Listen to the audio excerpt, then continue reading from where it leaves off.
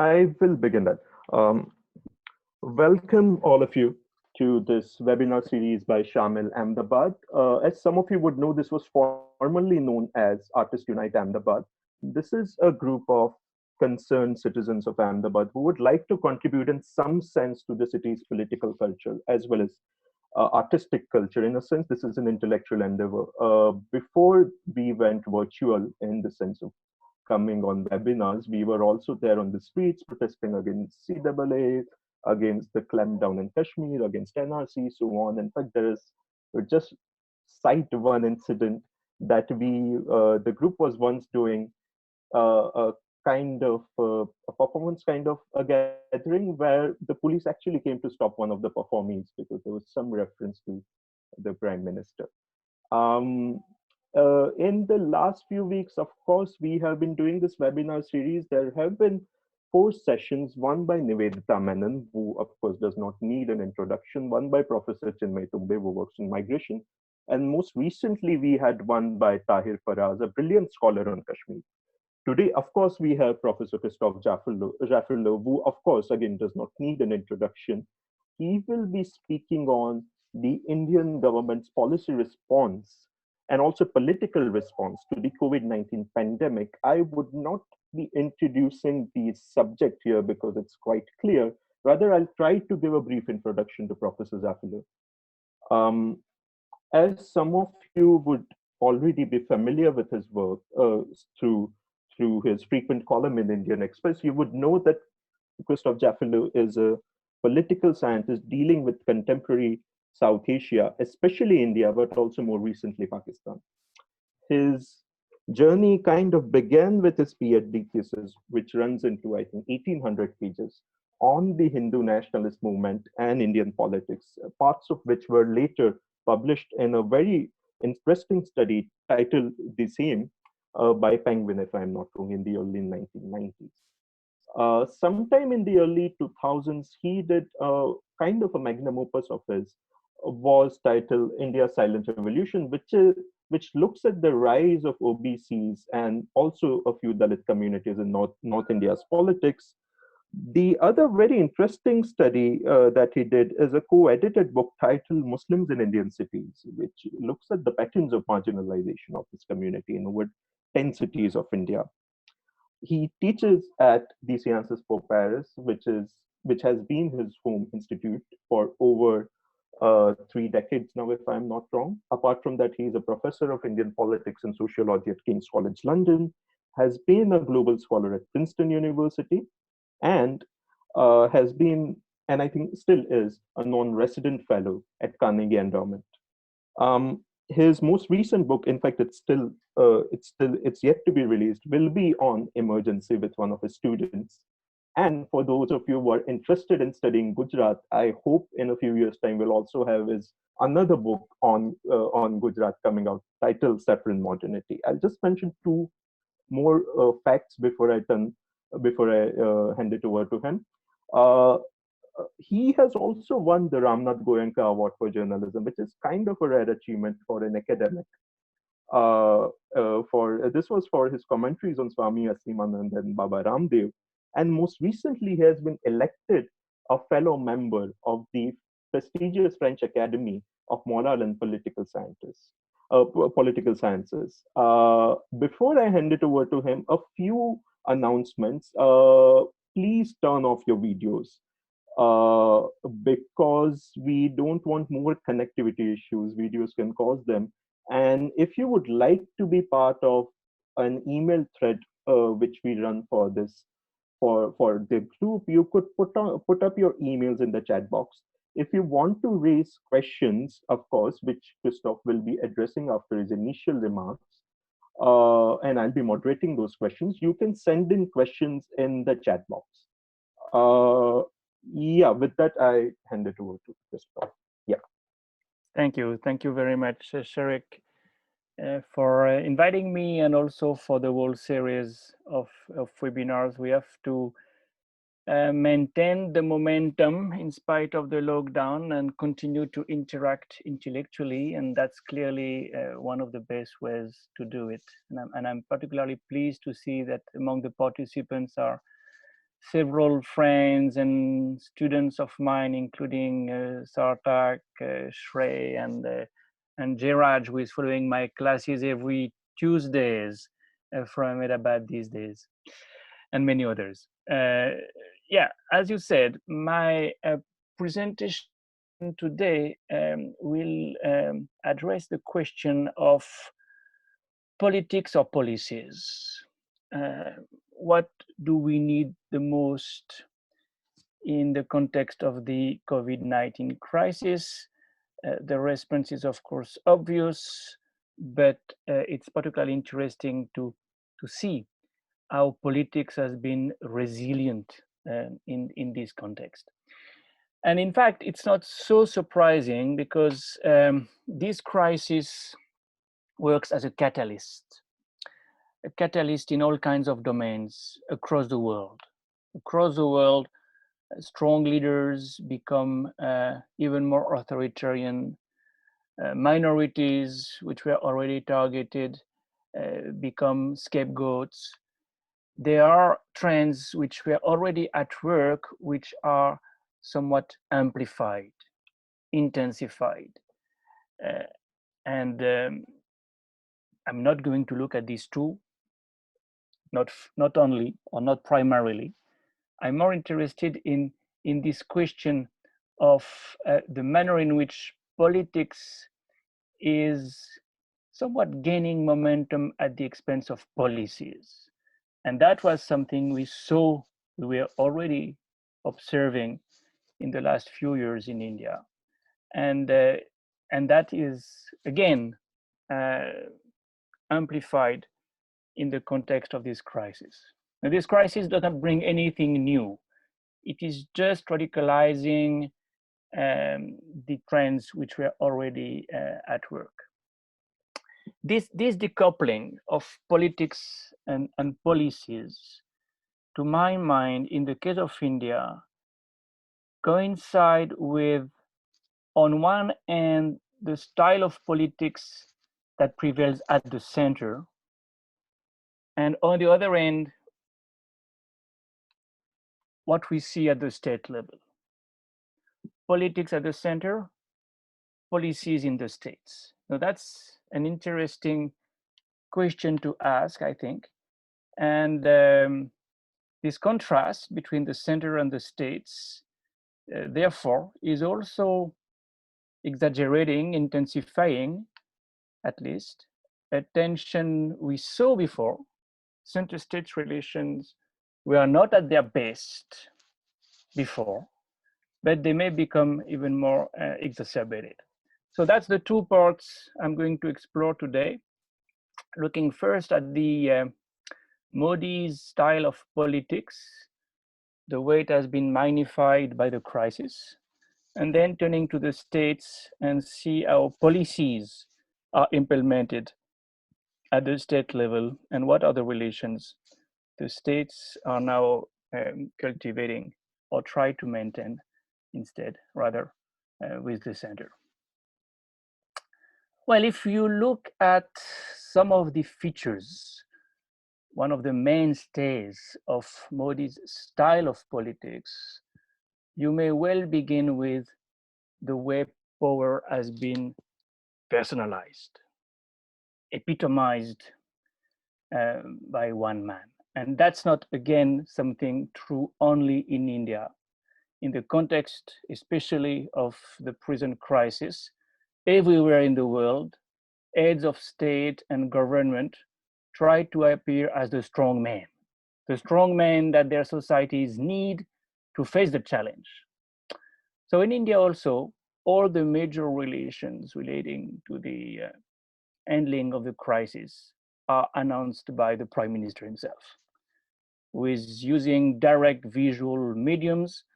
You do not see cabinet members, not even the Minister of Health and Family Welfare, by the way, communicating on any significant policy information. In fact, most of the briefings are made by a joint secretary, Luba Garwal, who is directly connected to the PMO. And most of the, in fact, all the important announcements armed by the Prime Minister himself.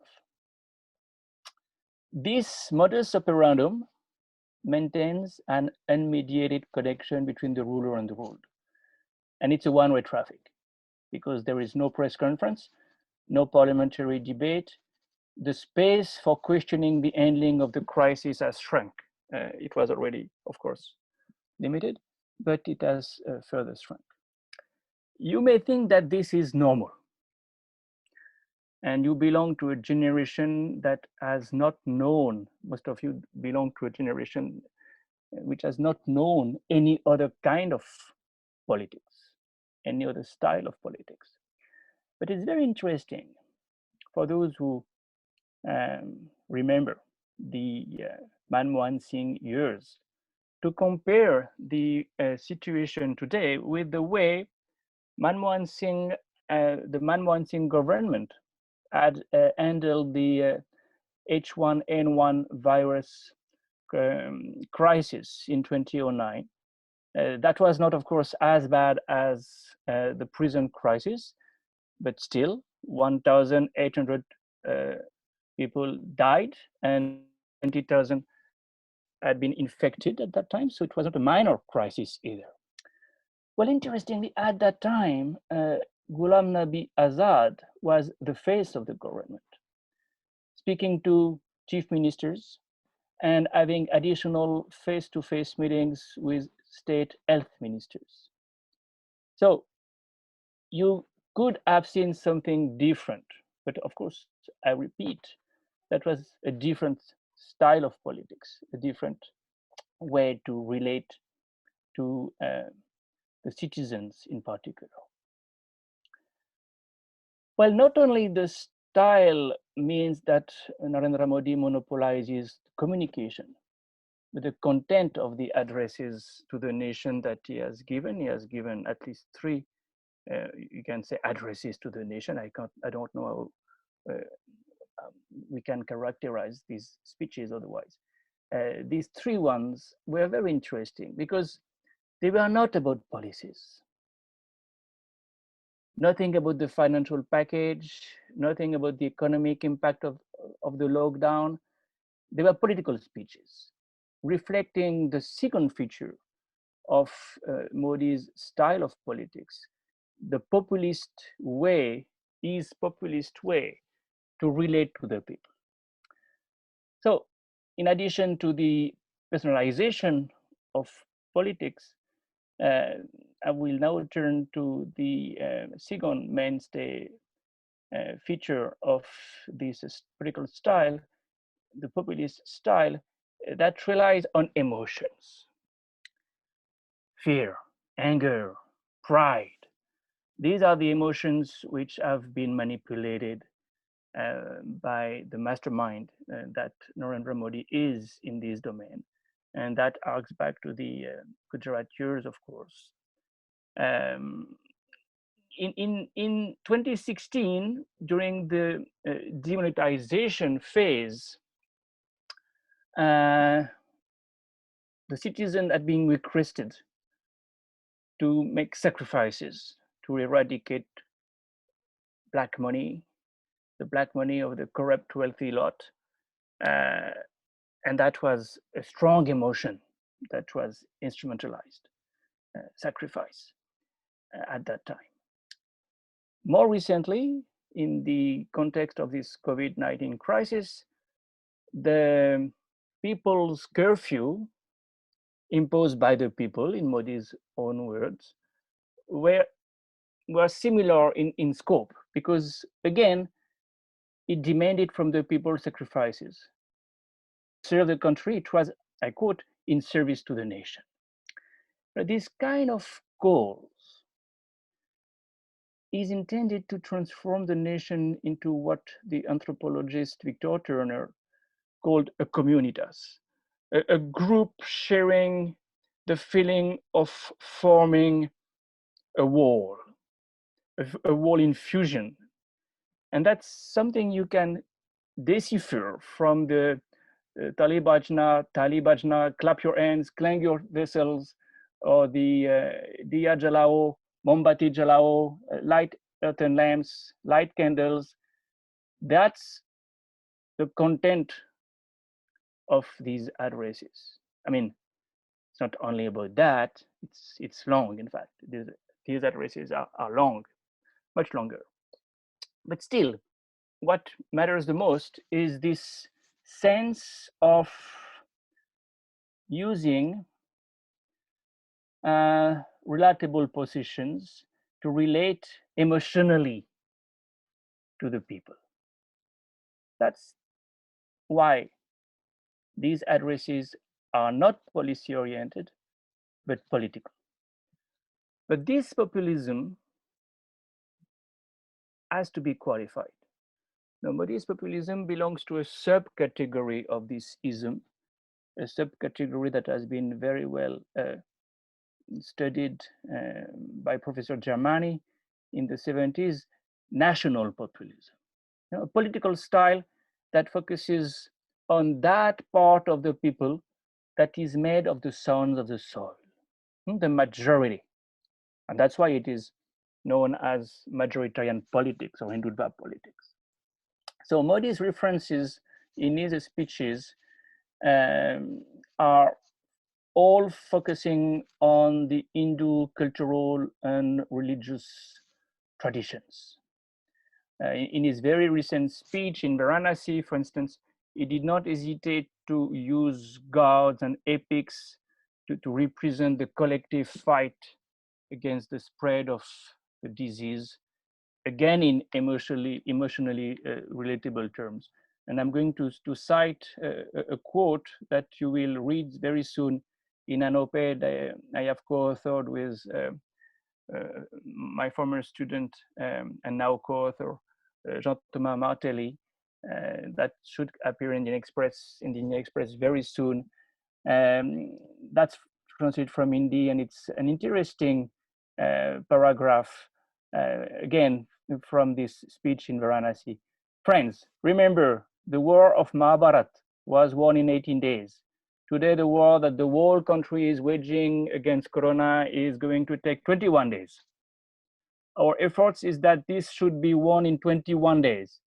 In the time of the war of Mahabharat, God Sri Krishna was the hero, Maharathi. He was the leader, Sarthi. Today we have to win this fight against Corona with the support of 130 crore heroes. This is typical. This is typically political national populism, majoritarianism.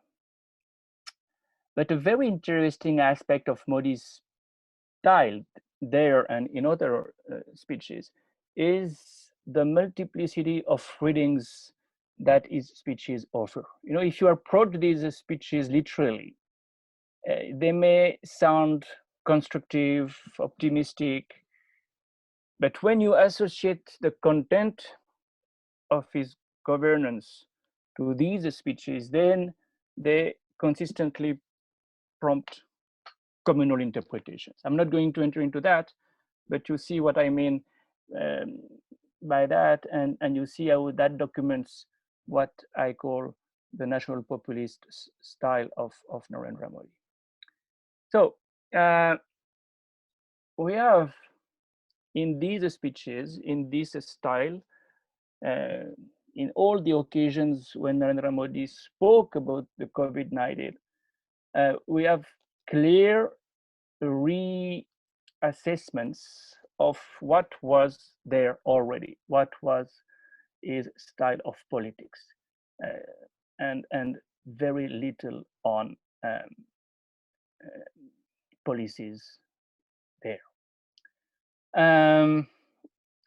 To conclude on this, I would say that such a national populist style has some affinities with authoritarianism, inevitably. Inevitably, because the populist says, I am the people. And the national populist says, I am the people made of the sons of the soil. So minorities and opponents become illegitimate. National populists are against pluralism, cultural as well as political pluralism. and the deliberate confusion and overlap between the calls for supporting the nation and those for supporting its spearhead is a demonstration of the shrinking of democratic space for the opposition. So that's something I would highlight to conclude this first section. You understand the implications. Those who the critiques are inevitably turned into evidences of anti-nationalism. This is the famous Congress Mukta Bharat slogan that we've heard before. So in this context, in the context of this bonus to politics, continuous bonus to politics at the expense of policies, what should be the role of the state? After all, the state is supposed to implement policies. And you may wonder, where is the state? What is the state supposed to do in this COVID-19 crisis? Well, I think this crisis again is very revealing. It's an eye-opener once again of the ambivalence of the Hindu nationalist view of the state and of the relations between state and society. The state is authoritarian not only because of the affinities between populism and authoritarianism, but also because the state for them, for the Hindu nationalists, is traditionally confined to the danda. The state does not need to invest in the welfare of the people. It needs to show a sense of direction by making decisions, strong decisions, like demonetization or the lockdown. Well, why don't Hindu nationalists believe in the welfare state? I think there are three reasons for that. I mentioned them in a recent op-ed, but I'm interested in revisiting these ideas here. When you read the ideologues of the Sangh Parivar, as early as the 30s, 40s, Golwalkar, 50s, Dindayal Upadhyay, you see that for them, society is requested to take care of itself. And when in one of his speeches, one of his addresses recently, Narendra Modi invited the rich to take care of the poor, it was very well in tune with this idea that society has to be self-governed in a way, against the state. The state is not supposed to replace society so far as welfare is concerned. Yeah?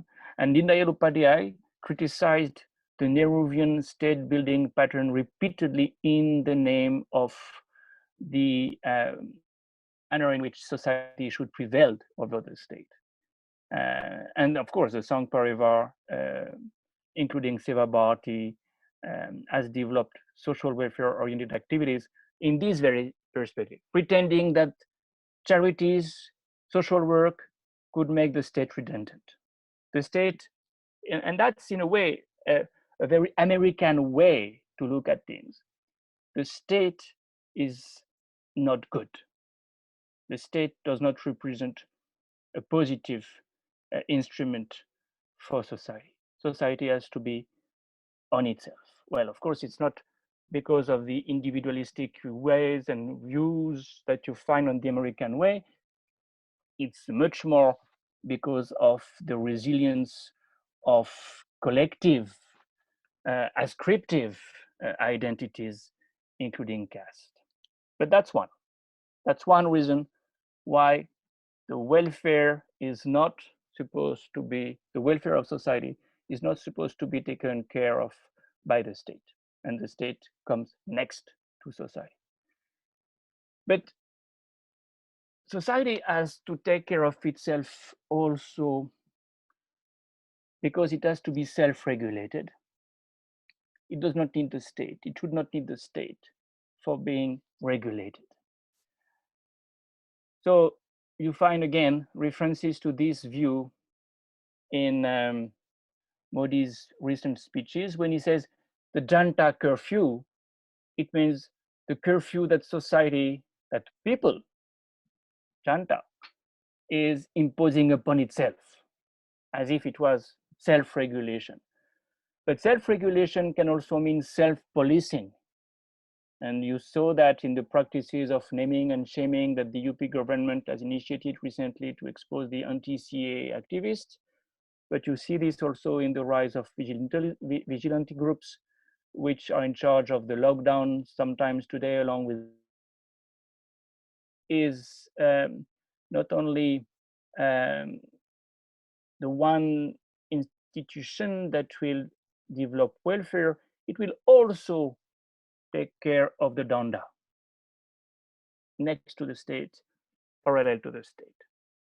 And you don't need the state if you have vigilantes doing the job. Third, the retreat of the state is also due to another aspect of this ideology that you find in the Sangh Parivar, at least in some sections of the Sangh Parivar. That is the neoliberal attitude, liberalization. You emancipate yourself from the Nehruvian model, the Nehruvian state. So privatization is something very much valuable. No public hospital, privatization of health is one of the consequences of this view. It's true for education as well. So you have all these discourses that are somewhat market oriented. I say only one section of this Sangh Parivar is believing in it, because of course others are more business friendly than market friendly, as evident from the resilience of crony capitalism. But that's one more reason why the government is not supposed to help the Indian citizens. Society will do it. The private sector will do it. The state should be minimum. This is the famous motto of 2014, minimum government, maximum governance. As a result, policies cannot prevail, cannot be priorities. And you see this translating into a very meager package. When the finance minister, not Narendra Modi, announces a package for helping the victims of the crisis, something that is policy oriented, it's not the prime minister who does it, it's one of the ministers who does it. And this package is minuscule. 1 lakh crore rupees means 0.8% of the GDP. 0.8% of the GDP is not much more than what was alone representing the NRAGA under Manmohan Singh when it was at its peak. So this is going in the same direction. The state will not help you. Help yourself is the subtext, and for all the reasons I have mentioned before. Of course, with a caveat, but a caveat that is very difficult to decipher. Money is collected.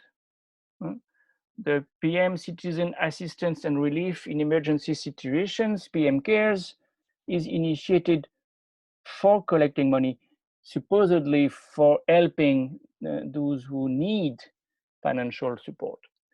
But it's very typical, this PM CARES, of the style of Narendra Modi, in the sense that it's in his name. Again, we see some personalization of power. It's very opaque. The lack of transparency comes from the fact that it is not in the purview of the Controller and Auditor General of India, the CAG. And it is something that is running parallel to the Prime Minister National Relief Fund, and that was already 3,800 crore rupees large, but the new one, the PM Cares, is already apparently 6,500 crore rupees large. What is this money for? How will it fit in policies? That remains to be seen, but it's one more indication that, again, policies are not the order of the day, and money collection is not finalized in that sense. So if we have this political culture at the center, how does it contrast with the way states are behaving, and what kind of relationship do we see between the center, the union government, and the state governments?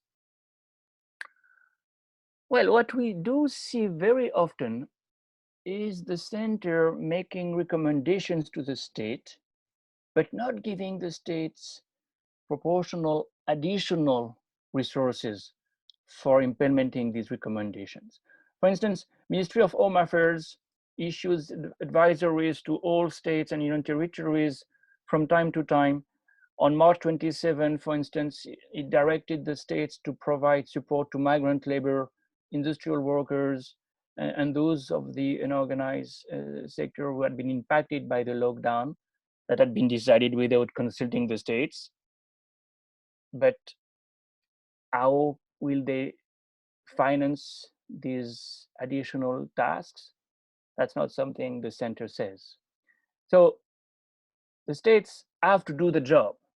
The states have to take care of society finally, but without any additional support from the center, and I'll return to that. The point is, and that's for me the most interesting lesson that we are learning from the COVID-19 crisis. The point is that some states do the job, and some states do a very good job.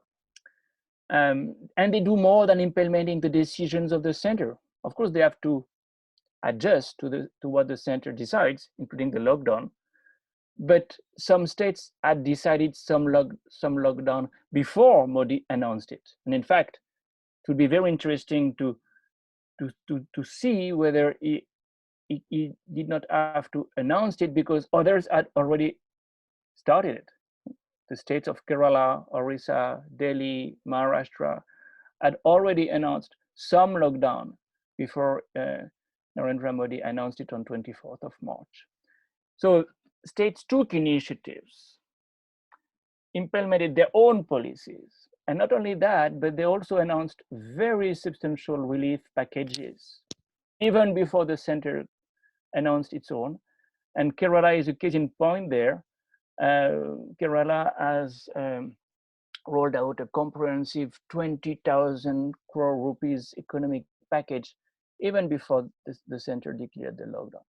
So some states have been very quick and policy oriented, irrespective of what the center decided. Also, sometimes some states have been very effective in identifying the clusters, tracing the infected ones, and neutralize them. Rajasthan, for instance, has mobilized its bureaucracy and succeeded in some hotspots. Ashok Gehlot appearing in this context as a good administrator, a little bit like chief ministers in Maharashtra, Punjab, etc. So far as the fight against the epidemic is concerned, you see chief ministers on the forefront as administrators. But some states were and are doing better than others. How and why? That's an interesting question. How? I've started to mention it by referring to the techniques Rajasthan had adopted. I'd like to focus more now on Kerala, because this is the real success story. Because from the moment, as Patrick Eller said in a very recent fascinating op-ed in the Hindu, from the moment of the first reported case in Kerala, Chief Minister Piranarayi Vijayan convened a state response team that coordinated 18 different functional teams, held daily press conferences, and communicated constantly with the public. He was very quick to do that, but also to focus on containment efforts in hotspots, tracking down those who had been exposed, and managing the broad array of direct benefits that had been distributed to migrant workers, the elderly, and differently abled ones. That's the how. Why? Why could they do that? Well, they were able to do that because Kerala has a long tradition of healthcare. It has a dense healthcare system. In spite of the recent growth of the private health services, it has a robust public healthcare system. And the capacity of the state to use it is a reflection of the capacity of actors, including civil society, local bureaucrats, panchayats, to coordinate. The empowerment of the local government is key in this story. You need people on the ground who can take initiatives quickly. And Kerala has established this kind of network and a strong sense of what Patrick Heller calls social citizenship, some trust in the bureaucracy and in the political institutions. Well, this model, the Kerala model that has flattened the curve before anybody else, of course, stands in stark contrast with other states, including Gujarat, where the state has shrunk. The investment in public health has never been substantial. In fact, if you look at the figures, you will see that it has declined. The proportion, the percentage of the state GDP invested in health has shrunk from 0.7% of the state GDP in the 90s to something that like 0.5% in the 2010s. And privatization of the health system was developed to compensate for this.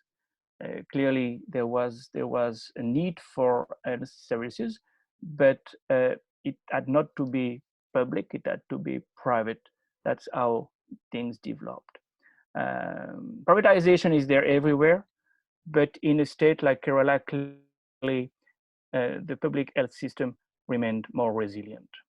So what we learn from this episode, and I will close on this, on these ideas, in fact, is interesting not only in terms of the politics at the center, the policies in the state, but also the differences between the states. Now we can have a clear typology. This crisis allows us to have a clear typology of where is the state functioning? Where do you still have a welfare state at work in different parts of the Indian Union? But I would like to conclude in a more general manner, to say that the contrast between the way the center continues to invest in politics and the way the states are doing the policies, this division of labor is certainly exacerbating the latent tensions I had mentioned before. And for financial reasons, the states are doing the job, but do not get the money for doing this job properly. They do not even get the GST arrears. They do not have access to the PM Cares Fund and to the CSR, the money that is feeding this fund. Well, the southern states especially, which were already tired of subsidizing the north and the west, including Gujarat, will probably resent even more this state of things. This trend may have political consequences beyond the south and the north-south divide. Already, BJP is not winning state elections. It has failed to do so for 3 years since 2017. The last election, the last state elections, the BJP won were in Uttar Pradesh. Since then, they did not get any majority in any state on their own. And this scenario may become even more pervasive if the state governments appear to be more responsive in the context of a crisis that will have long-term social implications.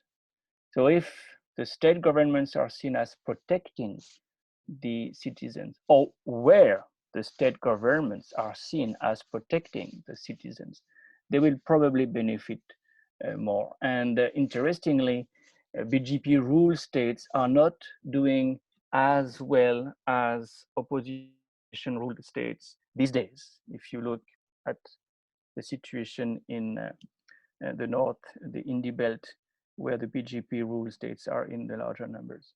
So we may have, if I'm right, a rather unprecedented situation with a majority of the states governed by opposition parties in the context of an increasingly tense relation between the center and the states.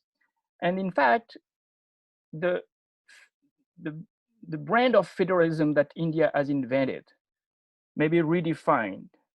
And you may realize after some time that the most important consequence of the crisis, of the COVID-19 crisis, is that a redefinition of India's federalism, especially if in reaction to these tensions, we see an attempt at centralizing power even more. I leave it there because it's very speculative. I've reached the last point that has to be speculative. The conclusion is supposed to give food for thought, not to assert truth. But I hope it will generate some discussion. We have now quite some time for the discussion and the Q&A. Well, thank you very much, Christophe. That was really enlightening. And I think 3 points I could draw was, of course, your talk was on populism, followed by retreat of the state and redefining federalism. All of this were very interesting. And I would like to draw the attention of audience that there's a very good Oxford handbook on populism if they are interested in reading about populism. And in fact, Christophe has done one of the chapters, which is on India, of course. With Louis Tillin, yes, we co-authored it.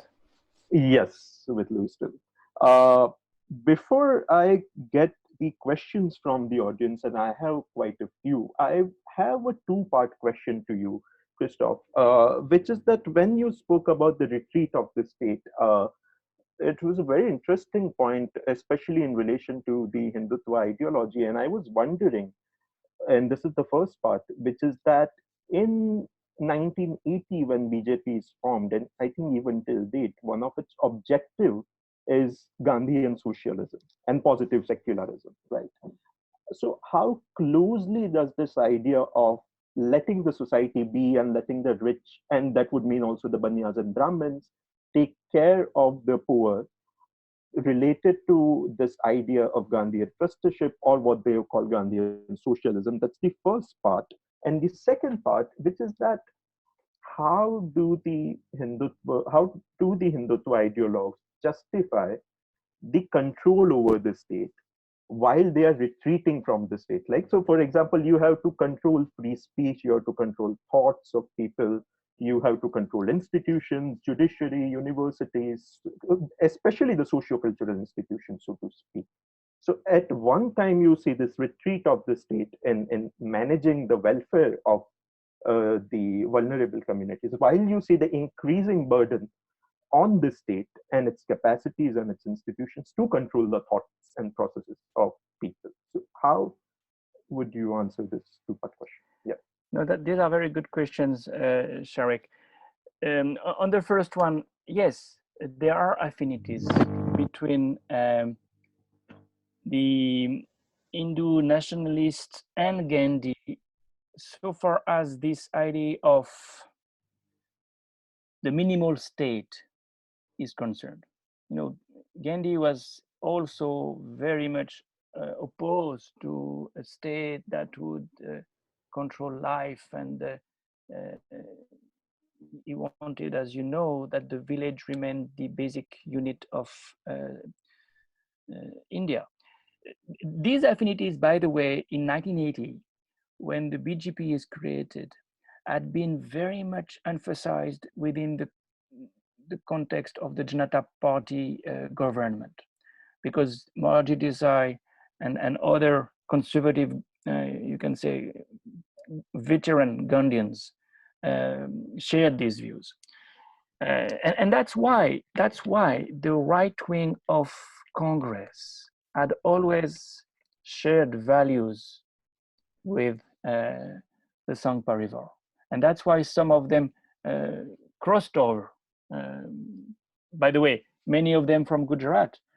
K.M. Munshi joined Vishwa Hindu Parishad, Gulzar Nanda also, and Moraji Desai was from Surat. So the Congress of Gujarat was particularly close to the Sangh Parivar, in contrast to what you saw, for instance, in other states like UP. Well, again, it depends where you look at, but that's certainly a way to respond to your questions, and you may say, in fact, you may say that the fact that the state cannot be supreme, should not come first, is not a Hindu nationalist idea only. It's an Indian idea, and it's a Congress idea to a large extent. And dominant culture explains why a welfare state has not been developed. Public education has not been a priority. Health has not been a priority. But we can return to that if you want, because it's a very large issue. The second question you ask about, well, how do you control and how do you develop social programs if the state is shrinking? Well, that's precisely my point. On the one hand, the state is not shrinking so far as policing is concerned. So that's why I say Danda is very much there, but the state is Danda only to some extent. So that part of the state is not supposed to diminish. What is supposed to diminish is the social welfare attitude and policies. And these domains, the welfare domains, have to take care of by the state itself, the society itself, as I said, but also political organizations. And it's also because the Sangh Parivar looks at itself as India in miniature, at least the Hindu Rashtra in miniature, that their own offshoots, subsidiaries, including Seva Bharati, Vanvasi, Kalyanashram, those who do social work have to do the job, not the state. So there is no contradiction. The shrinking of the state, first, does not affect the policing, the authority dimension of the state, and secondly, others will take care of the welfare, including within the Sangh Parivar. All right. That's really the kind of answer people would have looked for. There is a question from Aditya Dal at Indian School of Business, whom you, of course, know. Of course. He has asked a question to clarify what you mean by policies. Are these programmatic policies? Or because he's saying there's an argument to be made that BJP is an issue-based party and has implemented policies to even advance the Hindutva agenda. So Yeah, Yeah. I see what Aditya means. Um, I would make a clear division, and I hope it was clear in my presentation, between the policies which are really welfare oriented, and the state has to cover this part of the public domain, at least to some extent, and the policies which are issue based, certainly, but identity oriented, cultural. So I see the point. You can say the way the HRD ministry is working is policy oriented. Yes, but the kind of policies which are implemented vis-a-vis the universities, vis-a-vis the history textbooks and so on, are really identity related policies. For me, I'm glad I can clarify this point. The policies which are abandoned, at least which are uh, not given priorities, are the policies relating to welfare. But more generally speaking, I would say policies relating to the functioning of the economy. If I could give one example, India needs very badly policies to fix the banking system, and it needs policies in that domain for years. What do we see? Very little interest. How do you take care of the non-performing assets crisis? It's not on the top of the agenda at all. So you merge two banks, you merge NPAs, but where are the solutions? I mean, Arvind Soronyam had suggested the making of a bad bank, steps which would have really helped the government to move forward. It's not a priority at all, because it's not what matters for winning elections. Also, in their perspective, you do not win elections by developing in a long-term perspective institutions and policies which will build institutions, including good banks. You win elections by relying on emotional issues, on military strikes, and so on and so forth. So I really, I hope it clarifies my points, make a difference between the two. And I'm very fascinated really by the lack of interest in the economic reforms, in the economy at large. And the quality of the people mobilized for making the economy work is also very telling. Correct. There is somewhat of a very broad-based, open-ended question from Shakshi Bhatnagar, who is a student at MSU Baroda. She is looking at what must be the role of civil society in this situation, and how much uh, an individual can also contribute. I mean, this is like a classic question in a neoliberal state, when the Yeah, state is not doing enough, citizens and groups will have yeah. to jump in. I've come to the conclusion that instead of doing what the state should do, civil society's organization should put pressure on the state for forcing it to do its job. Because it's something we saw across the world. You subcontract the tasks the state used to consider its own, and you let NGOs do education, do health, do everything. And by the way, the NGOs which were so badly treated till recently have become very valuable again in the context of this crisis, ironically. But I'm now much more inclined to think that instead of doing what the state should do, NGOs should really put pressure on the state for forcing it to do what it has to do. And for forcing the political parties when they contest elections to commit themselves to fix things the state only can fix. You cannot educate a population without a national public education system.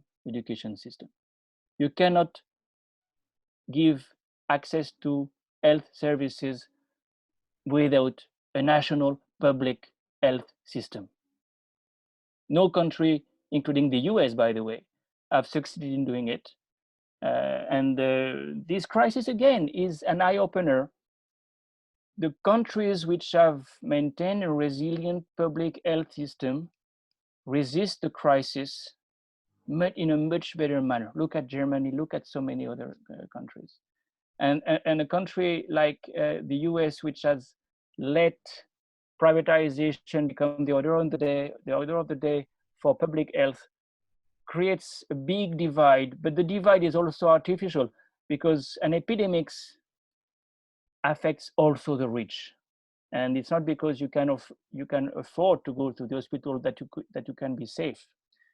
We'll see what will happen after this crisis, but I would not be surprised if the rich in the US realize that, well, it's better to treat everybody in order to escape infection, because viruses know no border, no frontier in a city.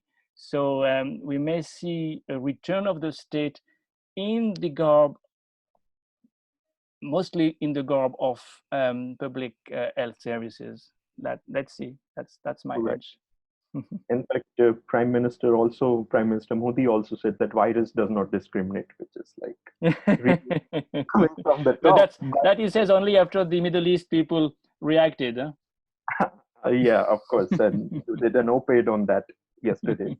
There are two interrelated questions about decentralization. The first one is from Sarthak at Ahmedabad University. Yeah. He is saying, of course, today is the Panchayati Raj Divas, and Prime Minister addressed via video conference lots of sarpanches all across India. And his question really is that how does the COVID-19 pandemic impact the way in which decentralization at the local level, which is the panchayat level, is seen, and what kind of concrete measures should be done to improve the extent of decentralization, devolution of funds, and so on? And there's an interrelated question to it, so I'll just take it together. This is from, of course, your student Jairaj. He is asking, how do you think will the revenue division system evolve now from center to state? Do you think there'll be more pressure on the GST regime or devolution of funds under the 15th Finance Commission, which is going to have a new formula in a year's time? So how do you see, again, this playing out? Yeah, well, two very good questions by people I know and appreciate. The first one by Sarthak on centralization. As I was saying, this is the time to look at the best practices and share them. I'm not at all a specialist of Kerala, but I really rely on what Patrick Eller says, and it's very convincing to hearing him saying it was one of the assets of Kerala to have an empowered local body system, a system of local bodies, municipal corporations, panchayat committees, which could react more quickly. For instance, isolate the clusters, take initiatives, and implement what the state government had decided. So centralization was an asset that helped Kerala to fix the issues. Now, we do know that centralization is a very important part of not only this question, I mean, not only this crisis, but so many others, including solid waste management, any kind of local issue. Why can't India amend the amendments, 73rd and 74th Amendment, in order to make the local bodies, the mayors, the municipal corporations, and at the local level, at the village level, accountable to the voters, to the citizens, to the local citizens, instead of having this system that is inherited from the British, really, that makes the district commissioner, sorry, the municipal commissioner so powerful. The municipal commissioner, if he is not good, is not accountable. Why should he deliver? Why should he be efficacious? So again, this crisis is again revealing something that can be debated now and hopefully fixed. Shashi Tharoor introduced a bill empowering the elected mayors at the municipal level. Why can't it be debated? Why can't the local bodies become more autonomous and therefore more responsive to the local citizens? Well, we know the response. The response is because the state governments don't want cities to become more autonomous. But that's why they have to have their arms twisted, and that's why the parliament should amend the amendments. Gerard's question is a very good question, and in fact, this is my last sentence today. I mean, when I presented my expose today, I think that will be one of the tensions that will develop once the dust has settled down. The resentment of the states vis-à-vis the center, especially the states below the Vindhya, southern states mostly, possibly Maharashtra also, is very palpable and will intensify. And yes, I agree. The formula will be discussed for the funds to be distributed in a more equitable manner. And the GST Council will be also under some pressure, I think. And we will see then whether, and that's my conclusion today, as you could see, whether federalism in India is transforming itself, whether the centralization trend that we saw since 2014 is bound to continue and a point of no return may be reached, or whether the Prime Minister will become a team player to some extent. It cannot certainly be a team player as much as Manmohan Singh used to be. But interestingly, we see in the last few days more consultations with the state governments, a realization that, well, India cannot work properly if you don't bring the state governments on board. So I will watch this very, very closely. I think that's one of the issues after the crisis is over that will be particularly interesting to follow. Well, there are lots of questions flowing in, but I had something interesting to kind of ask. And again, this is a two-part thing, but not as kind of elaborate two parts as I asked first. Do you think Modi's popularity in last 6 weeks has increased? Again, we don't have very reliable survey data on this so that we can make this observation, but there can be some indications. And what do you think? I'm playing this with somebody else's question. What do you think this will play out in terms of Bihar and West Bengal, which are the states where there will be elections? Yeah, well, that's very, very speculative. It's very preliminary. My feeling is that there is some polarization at work. Those who are not terribly badly affected and emotionally mobilized, those who will lighting candles when they are asked to do it, remain fully behind the Prime Minister. Those who have been forced to go back to their village on foot and have experienced the hardship of this lockdown, that is the question mark.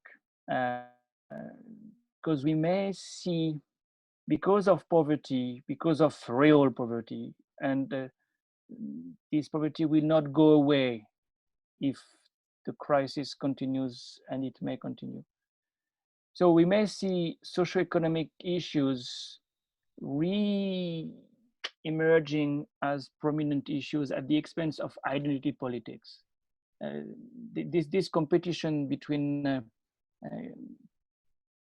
identity politics and you can say socioeconomic politics, socioeconomic issues will probably structure even more the competition in states like Bihar and West Bengal, where emotional politics had never been so important, in contrast to Gujarat or even UP. You know, these are states where Dalits, OBCs, peasants, minorities are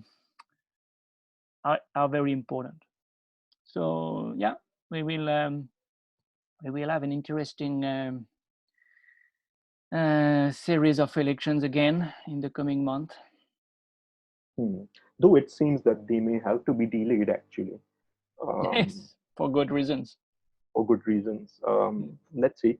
But there is a question actually on playing to the kind of emotions of people, which is that this is a question by Chitra Nair, that in a period of pandemic like COVID-19, especially in a country like India, where there is still a problem of education, literacy, is it really a bad thing to influence people by emotion? And did we really need this kind? COVID crisis demanded immediate discipline from the people. Is kind of an observation, a response to that. Yes, that's a different story, because the result of playing with emotions, on the contrary, did not result in discipline. Now, for instance, this candles business, what did you see? You saw people getting out, following MLAs or MPs in processions with torches. With torch mashal marches of some kind, martial march of some kind. There was no social distancing there, you know. The emotions in that sense go against the rational thinking. Why can't you speak to the people as adults? Why do you need to play with their sentiments and emotions? Because then it is counterproductive, and you have reactions which are uncontrollable. It's true of this kind of incidents. It's also true of religious events. So many religious functions went on, and everybody focused on the Tabligh Jamaat, but so many other processions, Hindu processions especially, took place in Karnataka and elsewhere. Because it's legitimate. It's part of the dominant legitimate repertoire. So I really think that you do not need necessarily to rely on emotions because people are illiterate and because you have to communicate your language. Illiterate people are rational people and understand rational languages as well. On the contrary, playing on emotion usually make people going berserk, and you end up with violence, not only uncontrolled or difficultly controlled behaviors, but also violence. You know, This idea that illiterate people cannot understand a rational discourse is something that I've really problems with, because I've heard so much nonsense coming from graduates, and to consider that education is supposed to be the prerequisite for holding any official position is something we saw in different parts of the world, including Pakistan, where they made a point on that. And some times ago, you had the same problem with access to panchayat by educated in Rajasthan and Haryana. Well, to run an office, to relate to a society where uneducated people are in a majority or are in large numbers, sorry, not to be educated oneself can be an asset, and that's one of the assets of reservations, by the way. That's how you can make OBCs and Dalits comfortable with some of the officers. So I would qualify this assumption. Correct. There are two quick questions related to political economy of the crisis. One is a question by a student at Ahmedabad University, Nandini.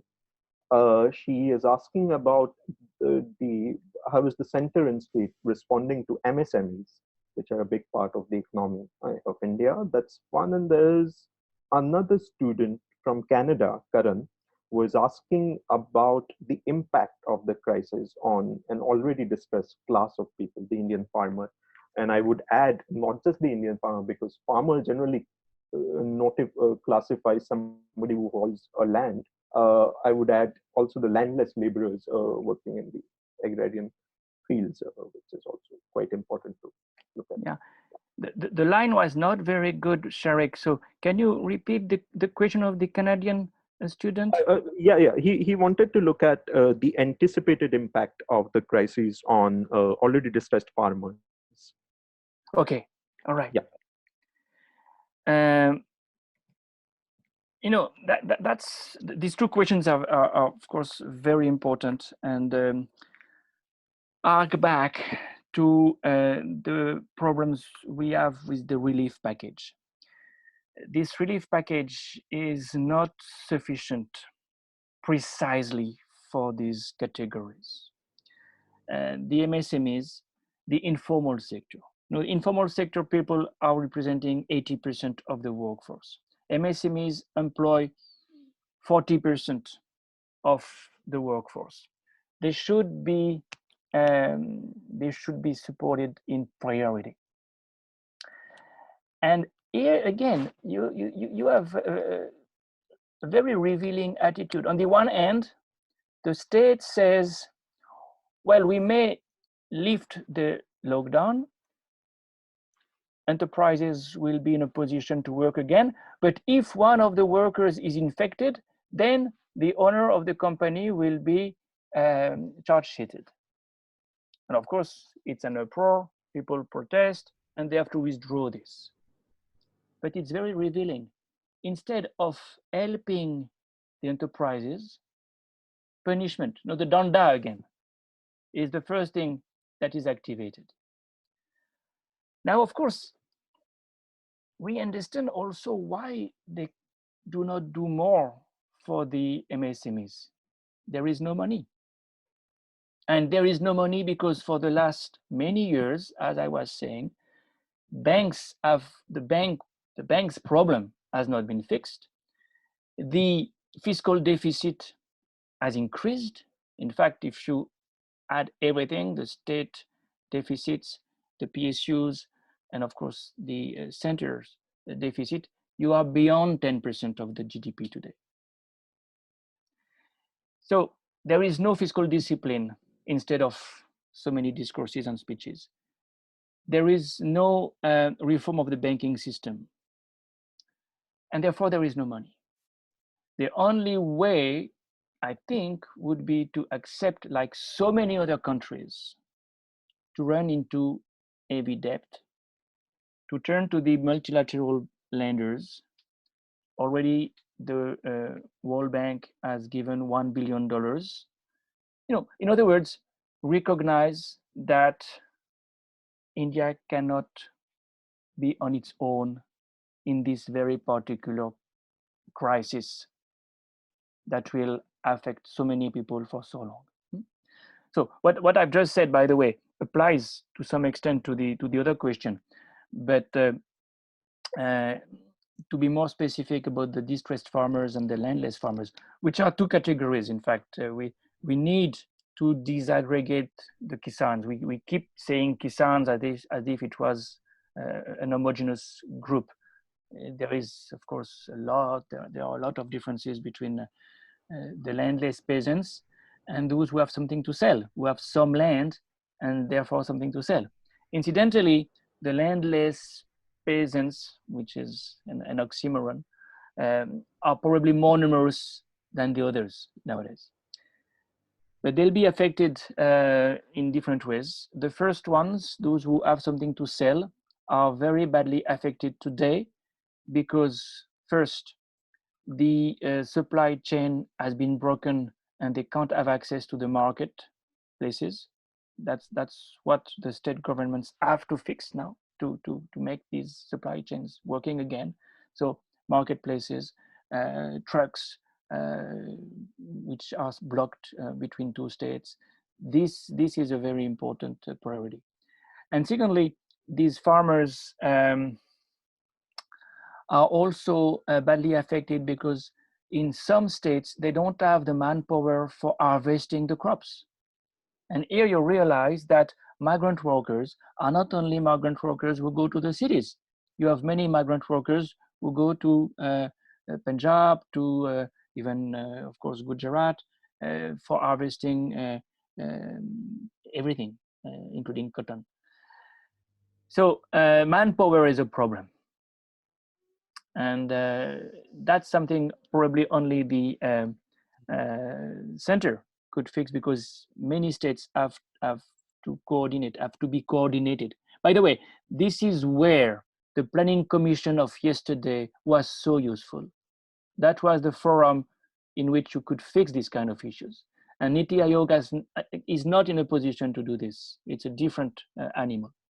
Last point on the landless peasants. Well, there, NREGA should be, of course, used. We have the files, we have the account numbers. It's not so difficult to give money to these people and to give them jobs, including the famous harvest problem I was mentioning. At least the money can be sent. That's key. And you realize that NREGA is not the monument to the failure of the Congress that was criticized by Narendra Modi in 2015.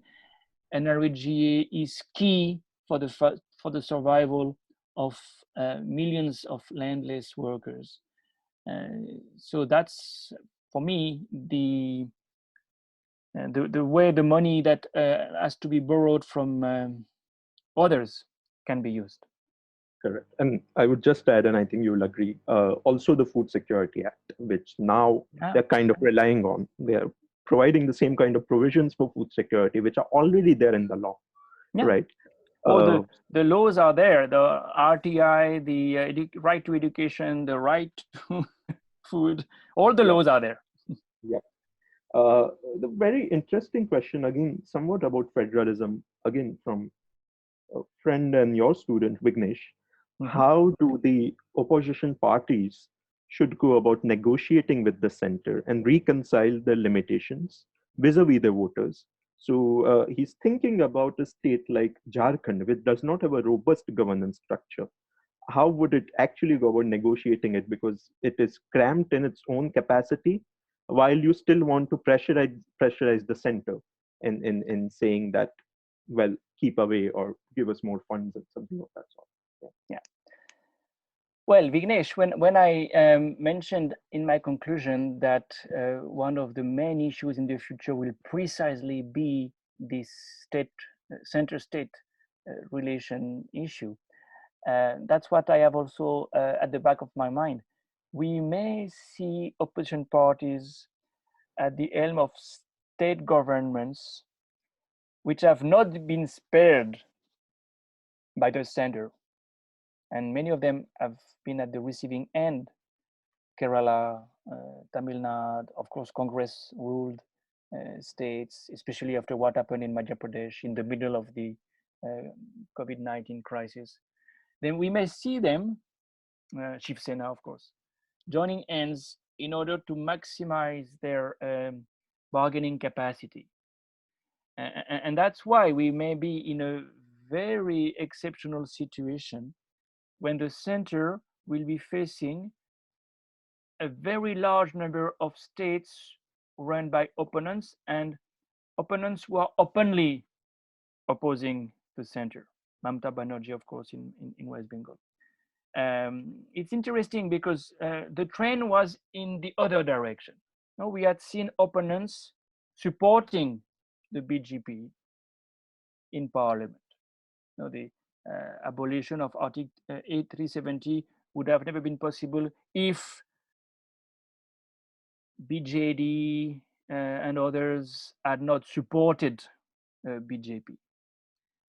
If these state governments, state parties are affected by the crisis, are resentful of the center because the center does not help them to cope with the crisis, then we may see a reverse of this trend and state parties becoming opponents again and join hands in their opposition. That is one of the possibilities.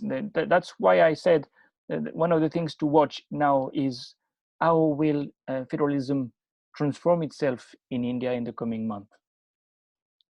Correct. And I think this is a very good kind of contrarian question that is there coming from Sujat Prajapati. He's asking, do you think strong leadership in itself is an avoidable scenario? So he's thinking that it can also be a capital to use among the followers because the strong leader would also be presumably quite popular. So he's saying, what if it was, say, Gandhi or Nehru instead of Modi handling the COVID-19 pandemic scenario? You know, I keep thinking, I've said that before, that in a country like India, because it's federal, because it's diverse, instead of a strong man, you need a team player, someone who is in a position to build some consensus. We see two kinds of politicians in India now, irrespective of the party they belong to. Those who try to build coalitions, to create consensus with neighbors also. So of course the third, fourth leaders, including I.K. Gujral, but of course Atal Bihari Vajpayee, especially when he tried to make peace with Pakistan, and Manmohan Singh, who was like a primus inter pares. Well, these people have inherited the Nehruvian ethos to a large extent, to create consensus. So when you have a crisis, you invite the leaders of the opposition parties and you create some national unity. That's what they have done. Remember, Vajpayee during the Kargil moment. And you have the other leaders who invest in polarization. Polarization means you're with me or against me, and if you're against me, you're not an adversary, you're an enemy. So you will not be legitimate in any kind of competition. You are disqualified.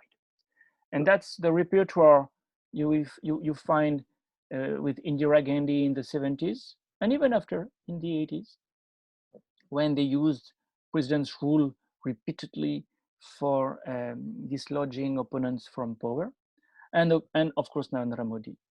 So to respond to the question, there is no doubt for me that the strong leader is in fact a weak leader.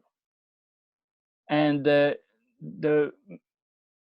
team player is the only one that can make reforms happen in a sustainable manner. Look at the achievements of Manmohan Singh in 5 years in terms of reforms at the helm of the UPA 1. UPA 2 is a different story, but still, something happens, at least on the economic front. Reforms, some reforms happened. And of course, on the social economic front, RTI, right to education, right to food, and many other things. And of course, NRG. So achievements which have been possible in spite of 15 parties being part of the UPA at that time, including the Communist Party of India, Marxist CPIM. So there is an illusion in this idea that the strong man will deliver and the team player will be paralyzed. Paralysis usually is more because of the opposition. And in the case of Manmohan Singh 2, UPA 2, it was largely the Anna Hazare movement, and one day we'll write the story of this Anna Hazare movement that was certainly not about corruption only or even primarily, and not for the Lokpal primarily either. That's the illusion that is created these days by, of course, the media. The media plays such a toxic role in most of these scenarios, and also the emotions I had mentioned before. When you are prisoners of fear, when you are prisoners of anger, you do not look at the future of your country in a long-term perspective. It's a short-term battle, and usually an irrational battle. Correct. Do you have another 5 to 7 minutes we could take? Yes, not more than that, but Okay. So I'm trying to first summarize lots of questions, because I think in the Q&A we have not dealt much with communalization, and I would rather here like to ask you, as in, where do you see, and this is something you talked in your initial remarks, where do you see these entire idea of communalizing the discourse and blaming the Muslims so on, right? We have even Love Agrawal going and saying that if Tabligh Jamaat event did not happen, the doubling rate of COVID-19 cases would have been lower, and so on. And Arvind Kejriwal gives out statistics how many are Tabligh Jamaat based cases and so on. How do you see this placed in this entire crisis and the national populist discourse uh, by the deep state, not by the actual state? Because it won't be Narendra Modi who will speak about this, but it will be everyone around Narendra Modi, everybody related to BJP who will talk about this. And there is an interesting question related to this, which is that do you see the class caste schism that we see right now, which is that the upper middle classes, the elites, are predominantly behind the Hindu right wing agenda, changing uh, in any due course? well, big questions again. I'll try to do justice to them in 5 to 7 minutes. Well, again, what this crisis reveals is how existing trends are amplified. So the demonization of the Muslims was already there, but this crisis magnifies it. Everything becomes bigger in the context of a crisis like this one. The real question is this trend taking India to a point of no return? Because when the change is in terms of degrees, gradually it becomes a change of in kind, and therefore you reach a point of no return. I'm asking this question because my fear is that Muslims are not only scapegoats, the scapegoats that was so convenient, but there is a level of dehumanization of the other. Now, we used to speak about otherization. We are beyond otherization. And if you follow some of the trolls on the social media, you see it. Dehumanization takes you to a different level. And that's what I call a point of no return. It's too early to say, but clearly fringe elements have become mainstream. What you can hear, even in the words, what you can read in the words of members of parliament of who are or who were seen as fringe elements, show that there is a mainstreamization of the dehumanization of the Muslim other. And that's why the Saudis and the Emiratis decided to speak, because it's a different kind of discourse now.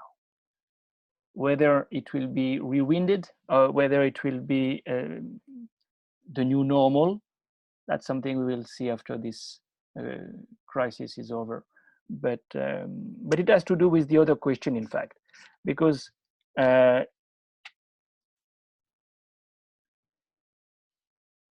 this kind of discourse that is so important, that is so much the core of the Hindutva ideology, you know, the anti-Muslim feelings, is something that the elite groups may find inconvenient. So the question you ask, are the upper caste, middle class Indians changing, is very important in that respect. They may not change because they are embarrassed by the discourse vis-a-vis the Muslims, but they may change if they realize that you need a sense of direction so far as the economy is concerned, and of course other policies are concerned. You know, what I found terribly interesting recently was the uneasiness of so many businessmen. Again, on social media, you can see some of them not speaking out fully, still hinting at problems. You know, the economy is going to have a very difficult time ahead. So that can come, it can come from that side. And some nostalgia for the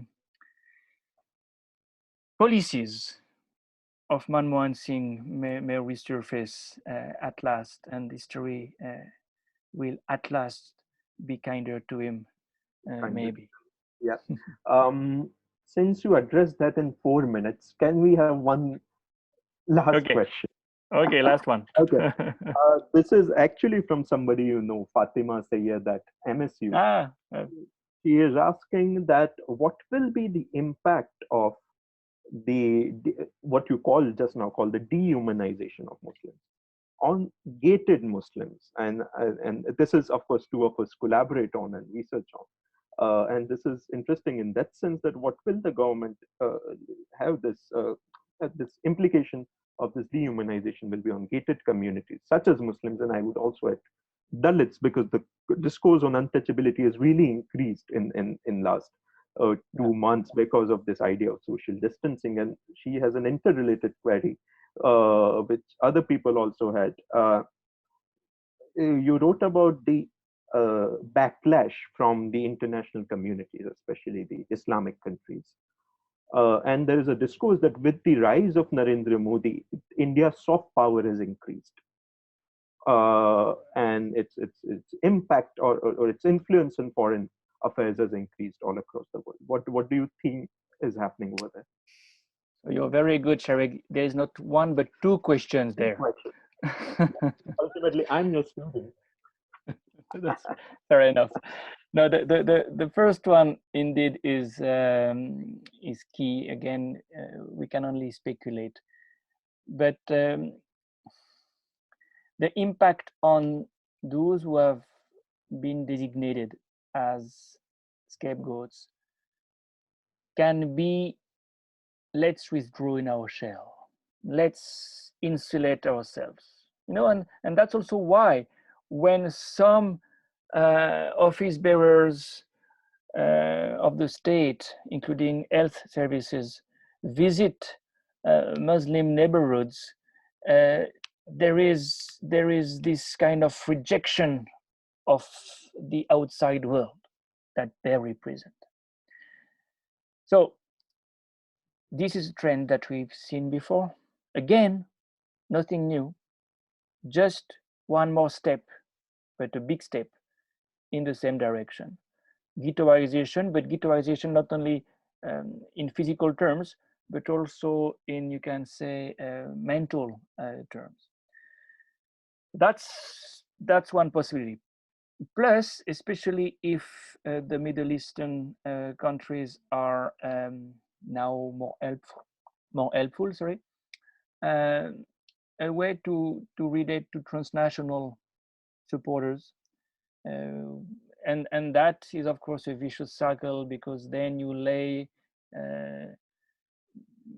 you can be accused of pan-Islamism, transnationalism, anti-nationalism, and so on. That's not a very promising scenario, I must say. In terms of soft power, I wonder whether India has not peaked there. True, it was more active on the international scene, more visible, but now it's also more visible for bad reasons. And it's not only the Islamic countries, it's also the media in the West. There is hardly any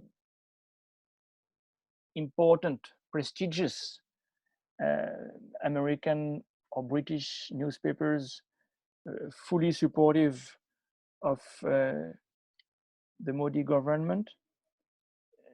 Of course, there is in the West, not among the media at all, but among the governments, this idea that the West needs to balance China and India is better placed than any other to do it in Asia. But of course, that's something that works only if India remains strong enough. And what this crisis is showing is that the old stereotype of India, the poor country, is back. So even Western governments may reassess the idea that you must rely on India vis-a-vis China. With one last point, the idea that India is against China is also something that needs to be qualified. And I would not be surprised if in the coming years, because China will rise even more and the West will not be in a position to invest in the Indian economy to a great extent, I would not be surprised if we would see a kind of rapprochement, very much realpolitik oriented between India and China, because India will need investments. India will need technologies, roads, ports, that maybe the West is not prepared to do. So for all these reasons, I would not consider that the image is sufficient and that great and that positive. Well, with that, we've come to an end. Well, thank you very much, Christophe. We, of course, took more than what you were here for. We took 15 minutes more. than what we had promised You're you most to keep. welcome. And I hope for all the participants, this was really an enjoyable evening. For some, this may be afternoon actually, or morning. Some have joined from Canada. Yeah. Uh, but thank you very much, Christophe. This was really enjoyable, especially a very great broad contextualization of what's happening right now in the political landscape in terms of COVID-19 pandemic. And we had Q&A for over an hour, and still over 50 people have stayed in on Facebook as well as Zoom. So that's really a great achievement. It speaks about the quality also of the talk. And well, I think that's it. To everybody else, we will continue with this kind of webinars, and we'll let you know in our email thread as well as on other social media platforms. With that, I think more or less that's it. Again, thanks very much, Christophe, for joining Thank us. you. Thank you, Sharik, and thank you for all these great questions. Great. Bye-bye. Perfect. Bye-bye.